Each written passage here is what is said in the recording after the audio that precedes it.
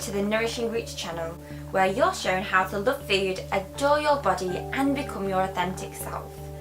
In last week's video, I showed you how to love your body just the way it is, and that really everybody is a good body.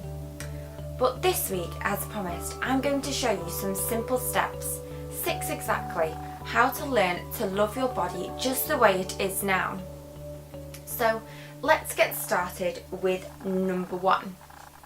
Number 1 is all about saying no to that harsh inner critic and showing it the fire exit. In reality, we have to come to terms with that voice inside our minds, the ones that tells us that we aren't good enough just as we are, is actually an enemy of ours. It doesn't deserve to walk our minds and treat us with disrespect. We simply need to show it the exit by changing our words of hate to love. So instead of looking in the mirror and thinking, oh my gosh, aren't I so ugly? We look in the mirror and go, wow, isn't my body amazing? Isn't it amazing that it just functions for me every day? Isn't it amazing that I'm standing here right now in this physical world with all this ability at my fingertips? Your harsh inner critic is not your fault. It's not there as a result of your weakness. It's simply there because we have learned through society's expectations and pressures that we just really can't love ourselves and just be the person that we really are. Instead, that harsh inner critic has come around because somewhere along the lines we've been told that we don't deserve success unless we go to some extreme length of trying to attain it, whether that's moulding our body to be a certain way or trying to meet some unrealistic expectation or pressure that's based on school grades, university, college, a career, and this leads to really low self-esteem, and that harsh inner critic gains strength over the years. But if instead we can hear that voice and instead accept that it's there, but just show some compassion to ourselves and say that we don't deserve to listen to that voice, and instead I'm going to allow my voice of compassion to shine through and look at my body in the way that a mother might do with her new child, then that's the best thing that you can do. Leading on for number 1, number 2 is about honouring what your body can do rather than what it looks like. So often, as I've said, we judge our bodies about what it weighs on a scale, how it looks physically, how fit it is, and how we monitor it. But really, we need to assess that and realise that our bodies are absolutely amazing. It wakes us up, it functions, it digests our food, and ultimately it's the thing in our life that is going to make the things in here become reality. Our body is simply a tool that we can use to allow us to manifest our most bestest dreams and our highest goals. When we realise that our body is not the limit, then our dreams become limitless. Unfortunately though, we've become so wrapped up in the idea that our bodies are for comparing. But we weren't born to be creatures of negative social comparison. We were born to use our bodies to the best that we can, and that involves stepping into it, into a place of purpose and wanting to use it for the good of yourself and of others too, not simply for comparison. When we honour what our body can do, we can also appreciate how it feels, how our emotions arise, and we can also become more mindful of all the amazing things that happen in our lives. I think that once we start to really accept our bodies as they are, rather than negatively comparing them and really appreciating everything they do for us, that is crucial to stepping into that loving relationship with your body. So let's go on to number 3. Number 3 is all about embracing your body's natural cycles and rhythms. Now, our bodies are not static. They won't stay the same shape, they probably won't feel the same, and we'll probably not wake up looking at our bodies in the same way every day. Our bodies are so complex because it alters on a minute by minute basis our emotions, our hormones, and our feelings. It's unlikely that we'd wake up every single day feeling the same. And the same goes for the things that happen in our lives too. We can't expect to deal with one situation in one day the same and then to completely alter how we react in another day. This depends on how our body feels and how confident we are, and also how loving we are. Our body has multiple different cycles, whether that's sleep, hormonal, or it's food related. But instead of judging when we feel erratic or when we don't react to something in a way that we expected, then instead of treating ourselves harshly or judging that, then simply embrace the fact that it is a magical thing that our body has so many cycles. They're there for a reason. They're there to keep us alive and to keep us living on life on the edge in a positive way so that we can adapt to new situations. And also, as we grow older, we learn to react to different situations in different ways. It isn't necessarily a bad thing that the way you react now as an adult or a teenager is bad because you reacted differently when you were younger. Instead, if we embrace that our bodies flow and change just as the world does, then that is a beautiful thing. We need to stop judging harshly to expect our bodies to perform exactly the same in different situations. The same goes for exercise too. I know for many people, they run or do certain types of exercise and feel bad if they don't reach their goals on a certain day just because they did yesterday or the week before. But this may not be their fault. In fact, it definitely probably isn't, because it's just a natural cycle that's going on inside. Maybe their body's just feeling more relaxed that day, or it's just taking time to regear and regenerate some energies inside. Just because you perform less good or better on other days doesn't mean that you're a bad person. So on that note, I just like to say, embrace your body's cycles to the full, rather than negatively judging them. There's something magical to be appreciated.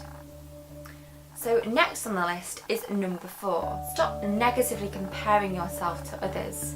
This really ties in with what we just spoke about, but negatively comparing yourselves to others is so toxic, but so easy to do. I mean, we've all got access to social media accounts, whether that's Facebook, Instagram, and it's so easy to wake up in the morning and go straight to your phone and look at it and scroll through your feed and think, wow, that person's having a pretty awesome day already. Mine hasn't even started. Or you might think, wow, they are so successful, or they've got the best relationship in the world, while my relationship in life or my career and my purpose in life doesn't really feel good at the moment. Suddenly we're trapped in that cycle of negative comparison. The same can also happen even when walking down the street, in the school changing room, or just in the office with work colleagues. You might notice that someone looks fitter than you, slimmer than you, and you feel bad about it. But really, that's just heightening an insecurity that's deep inside of us. It's not because you look less better than them.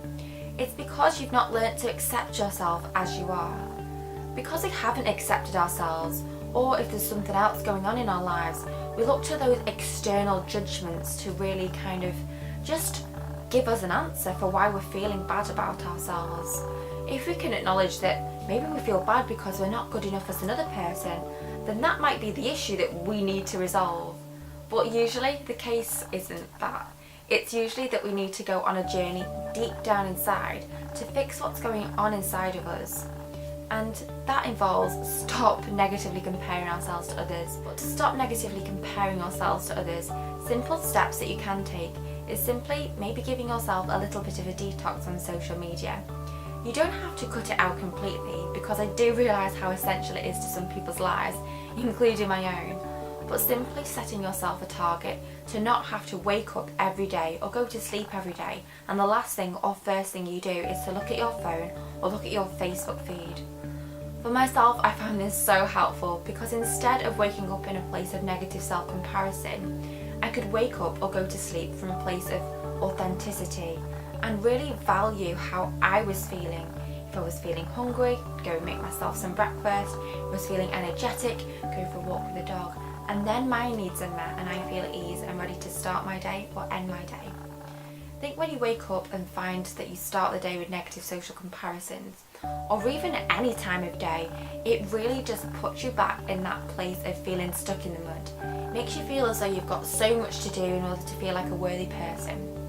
But when you start to break away from those negative social comparisons, you can feel really empowered to just notice how you're feeling. What do you want out of life? Guaranteed, deep down, it's not a slimmer body. It's not going on another diet. it's not becoming the best fitness person of all time. It's actually just finding out who you are and what your purpose is and how you can live that to the full. So what's number 5 then? Well, number 5 is all about experiencing joy and pleasure without feelings of guilt and shame. Now, number 5 is so important to me, and I can really resonate with how much value it's had on my life to really learn those things. At one time, I would eat food and feel absolutely horrible about myself. I'd feel guilty if I ate over a certain amount of calories or hadn't stuck to my rigid meal plan. I'd also feel ashamed if I enjoyed food. I'd feel like I wasn't worthy to enjoy it because I didn't feel like a good enough person.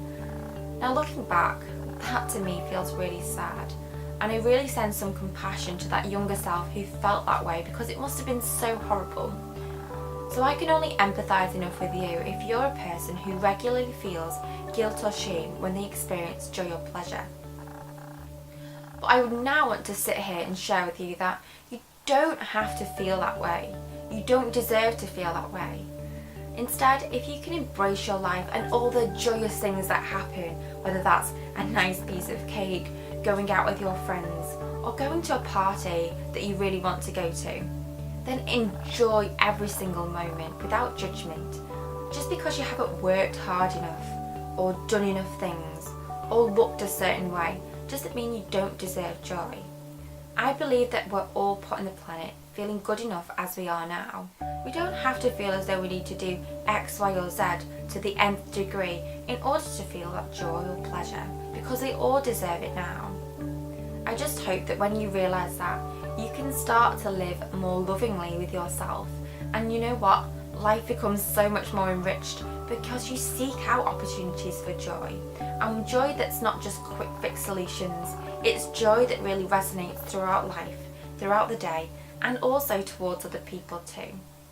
For example, when I now make a meal, I don't look at the calories that I need to eat.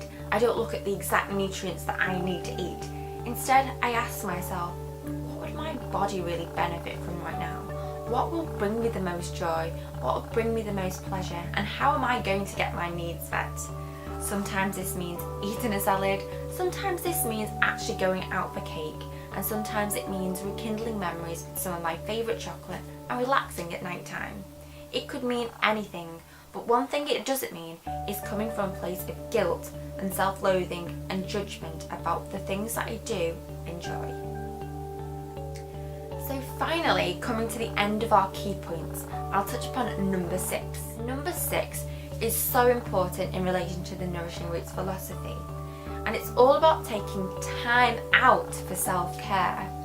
Whether you're a workaholic or you're just so used to doing good doing or pleasing other people, I want to help you to get out of that mode. I want to help you to realise that no matter who you are or what you've done that day, you deserve time out to relax and invest some self-care back into yourself. You can't give to others or be the best you can in your life if you're always depleted of energy. And that energy doesn't have to come in the form of the fuel that we eat physically, but the energy that we give ourselves mentally. Now, to mentally refuel, that can simply involve nourishing yourself with creativity, so expressing your creativity, or taking time to relax, going on a walk, going somewhere that you enjoy, eating your favourite things just for the hell of it and because it feels good. Nurturing yourself and taking time for yourself also could mean reconnecting with family and friends. It's all too easy, as I well know, to cut ourselves off from the people that we love the most just because we want to achieve a certain goal in a specified amount of time. But in the end, we don't really get any further in our real goals because we get drawn away from self-love.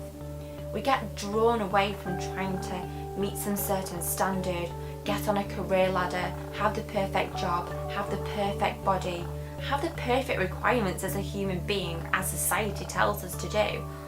But we realise that our needs really aren't being met through that. Our needs will start being met though once we start to embrace self-care, we start to embrace enjoyment, and we start to embrace the fact that we do deserve to love our bodies, and from the inside out, not based on external things. Because at the end of our life, few of us will actually look back and judge our bodies on the way it looks. We will judge our life based on what we did with our bodies and how we loved it and how we used our bodies to love others too. So finally, I'd like to just say that you're definitely worthy of loving your body now, and that I hope that you can take these steps and bear them in mind when you're journeying towards more self-care, because it is limitless in terms of being able to help you reach your full potential. So on that note, I'd like to wish you good luck with those steps, and if you have any comments about what you currently do for self-care or how you take steps to love your body more, then I'd love to hear about them in the comments below. If you've also enjoyed this content or would like to look forward to upcoming videos about similar topics in terms of food or your body, then you can also subscribe. In the meantime, I can't wait to create another video and I look forward to seeing you soon. Bye!